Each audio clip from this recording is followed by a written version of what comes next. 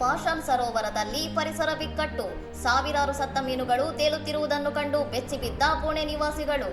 ಪುಣೆಯ ಐತಿಹಾಸಿಕ ಪಾಷಾನ್ ಸರೋವರದಲ್ಲಿ ಕಳೆದ 5 ದಿನಗಳಿಂದ ಹೆಚ್ಚಿನ ಸಂಖ್ಯೆಯ ಮೀನುಗಳು ಸಾವನ್ನಪ್ಪಿ ನೀರಿನ ಮೇಲೆ ತೇಲುತ್ತಿವೆ. ಇದು ಜಲಚರಗಳ ಉಳಿವಿನ ಬಗ್ಗೆ ತೀವ್ರ ಆತಂಕ ಮೂಡಿಸಿದೆ.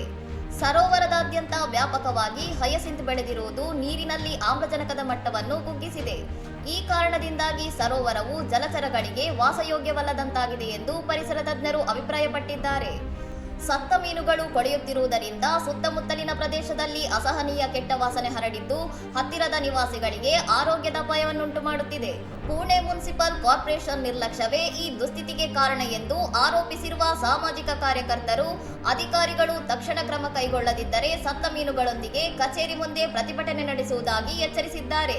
ಪರಿಸ್ಥಿತಿ ಇನ್ನಷ್ಟು ಹದಗೆಡುವ ಮೊದಲು ಸತ್ತ ಮೀನುಗಳನ್ನು ಹೊರತೆಗೆಯಲು, ಹಯಸಿಂತ್ ಗಿಡಗಳನ್ನು ತೆರವುಗೊಳಿಸಲು ಮತ್ತು ಸರೋವರದ ನೈಸರ್ಗಿಕ ಸಮತೋಲನವನ್ನು ಪುನಃ ಸ್ಥಾಪಿಸಲು ಸಾರ್ವಜನಿಕರು ಒತ್ತಾಯಿಸುತ್ತಿದ್ದಾರೆ.